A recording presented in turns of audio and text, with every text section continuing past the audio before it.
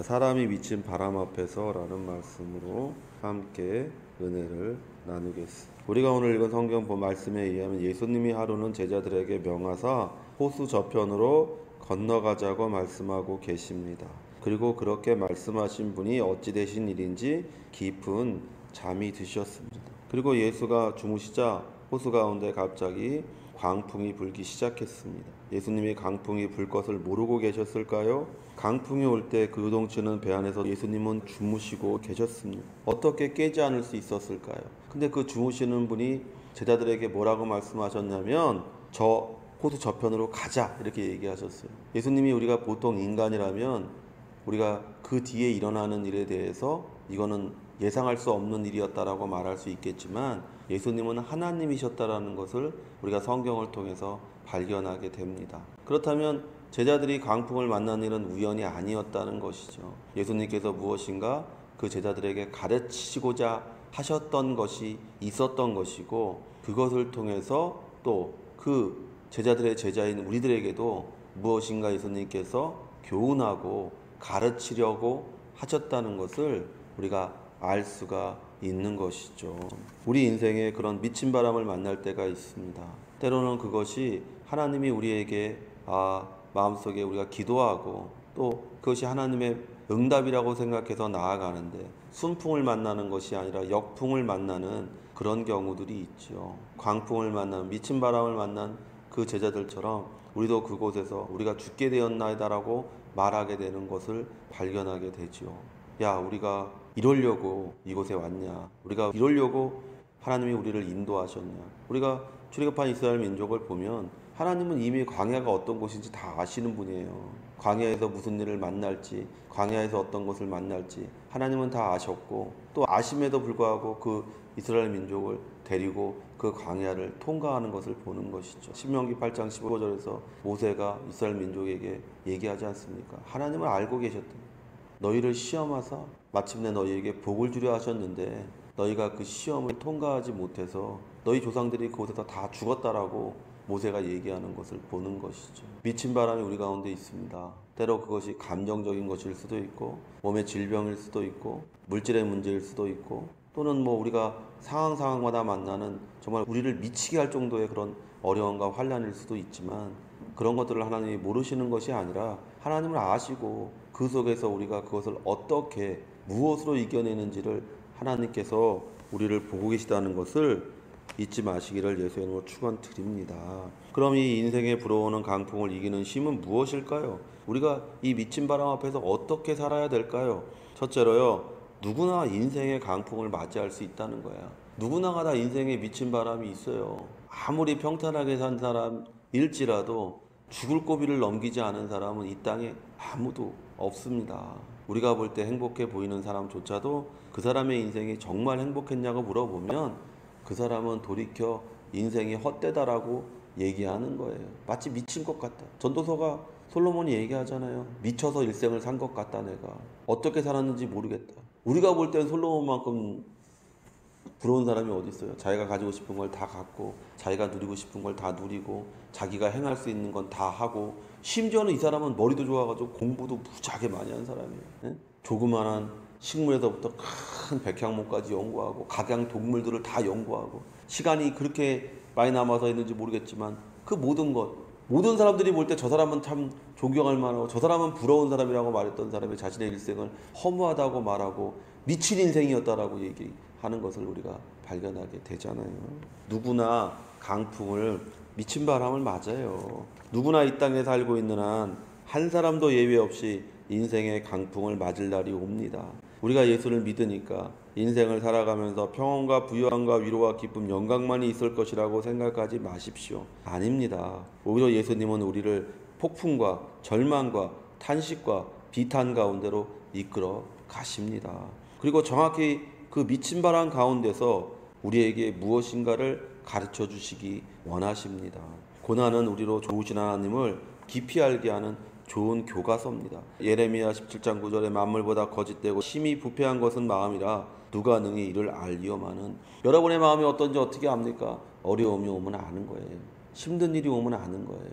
좋은 일이 있을 때 하나님 감사합니다, 하나님을 경배하고 찬양했던 사람이 자신의 육체에 질병이 오고 자신의 경제적인 문제가 오고 남편으로 해서 고통이 오고 자녀로 인하여 물밀듯이 번민과 고민이 오면 제일 먼저 하는 말이 하나님 나한테 왜 이러세요? 라고 얘기하는 원망과 불평이라는 것을 우리가 압니다. 그 마음에 감사만 가득 있었던 것 같은, 기쁨만 가득 있었던 것 같은 사람이 사실은 그 안에 하나님에 대한 원망이 숨겨져 있었다는 거예요. 우리가 이런 강풍을 맞이할 때 어떻게 이것을 이겨낼 수 있습니까? 오늘 예수님은 제자들에게 질문하는 것이죠. 이 강풍을 만났을 때 너희의 믿음이 어디 있느냐?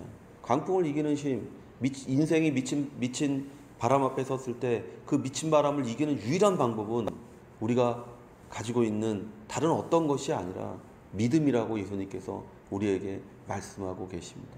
그건 어떤 믿음입니까? 하나님에 대한 믿음인 거죠. 나를 위해 십자가에 죽으시고 부활하신 그분이 하나님의 사랑을 내게 보여주신다는 그 분명한 믿음, 그 믿음이 없이는 우리는 인생에 미친 바람 앞에서 솔로몬과 똑같은 얘기를 하는 거예요. 허무하구나. 그러나 우리가 정말 믿음 안에 섰을 때는 우리가 바울처럼 고백하는 거예요. 내가 달려갈 길을 다 했으니 이제 내 앞에 면류관이 있다. 라는 이 고백이 믿는 자에게는 그 고백인 것이고 믿지 않는 자에게는 인생이 허무하다라고 말하는 그와 같은 인생으로 끝나게 되는 거예요. 둘째로 우리가 이 미친 바람 앞에서 어떻게 해야 됩니까? 내 안에 주무시고 계시는 예수를 깨울 때 이 미친 바람을 잠재울 수 있다라는 거예요. 예수님이 제자들에게 강풍이 장차 불어올 호숫가로 가자고 말씀하신 이유는 무엇이겠습니까? 제자들에게 이 험한 세상에서 예수님 자신을 의지하지 않고는 살 수 없음을 알게 하시려고 하신 것이 아니겠습니까? 강풍이 부는 가운데서 예수만 우리와 함께 하신다면 우리는 모든 것에서 자유롭게 되고 하나님이 주시는 평안함과 기쁨을 마음껏 누리며 살 수가 있는 것입니다. 우리가 인생 중에 강풍을 만날 때 항상 생각해야 할 것은 이것이 어디로부터 왔냐라는 거예요. 이 강풍이 어디로부터 왔냐. 자신의 정욕과 욕심을 따라 불어온 것이라면 빨리 회개하고 돌이켜 그 강풍에서 벗어나는 방법밖에 없어요. 욕심에 이끌려서 우리가 무엇인가를 하다가 이게 내 욕심 때문에 생긴 것이라고 하면 손해를 보더라도 빨리 잘라버려야죠. 내가 손해를 보더라도 거기서 그쳐야죠. 그러면 비록 손해를 본 것 때문에 우리가 마음이 좀 할지라도 영원히 우리가 망하는 일은 없어요. 멈출 줄 알아야 되고. 그래서 성령의 마지막 열매가 절제 아니겠어요? 오늘 예수님과 제자들 사이에 있는 이 광풍은 예수님의 말씀대로 가다가 생긴 거예요. 말씀대로 산다면 축복과 위로와 평강이 있을 것 같은데 오늘 돌연히 미친 바람이 부는 것을 보게 됩니다.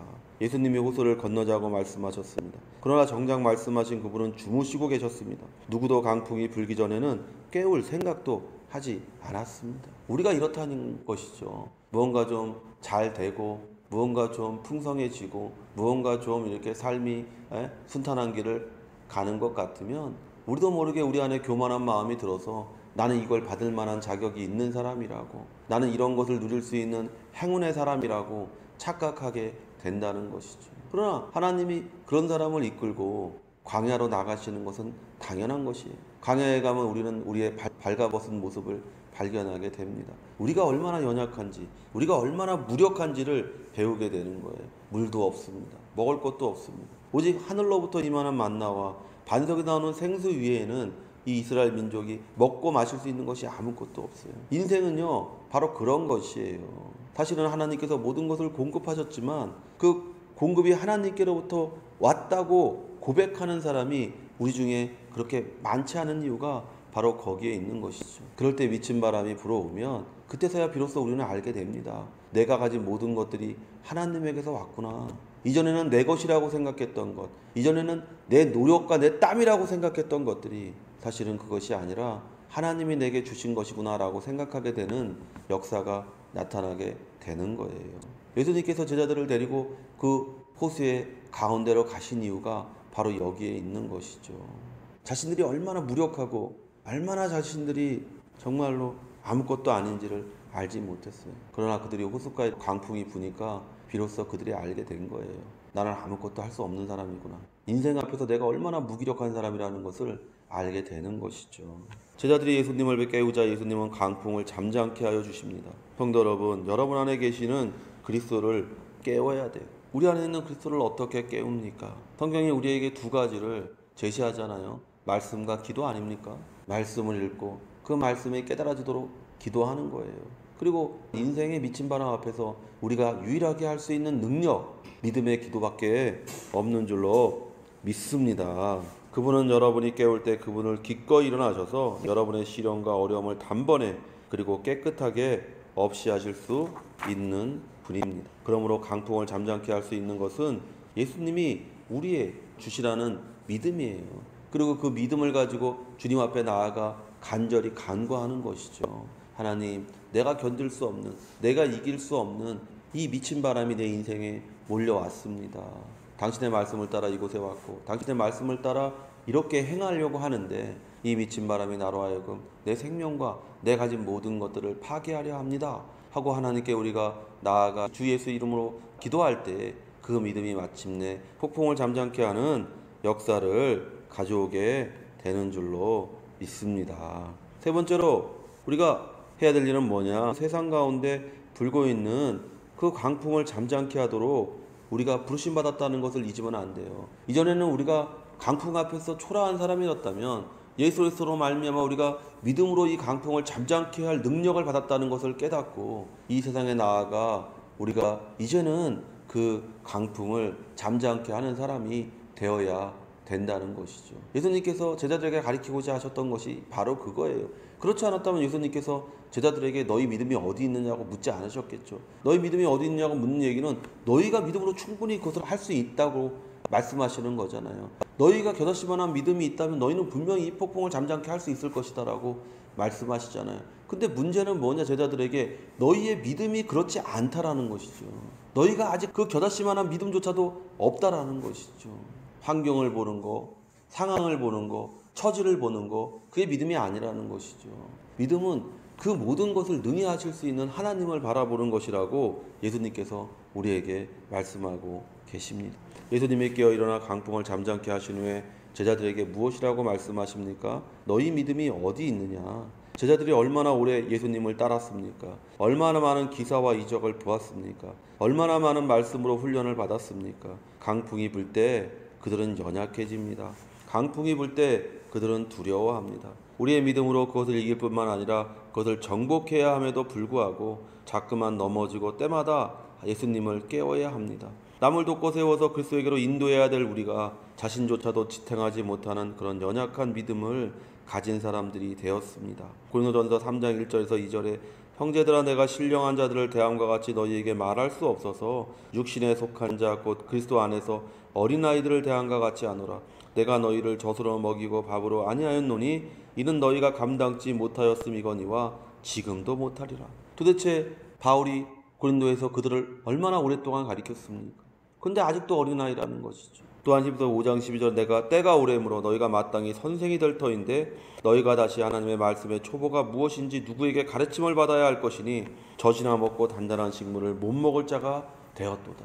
믿음이라는 것은 성장하는 것이죠. 전에는 감당할 수 없었던 것들을 감당하는 것, 그것이 믿음이죠. 전에는 이길 수 없던 것을 이기게 하는 것, 그것이 바로 믿음이죠. 우리가 히브리서 11장을 믿음장이라고 얘기하지 않습니까? 히브리 11장의 믿음장의 모든 부분들이 무엇으로 거의 끝나냐? 죽음으로 끝납니다.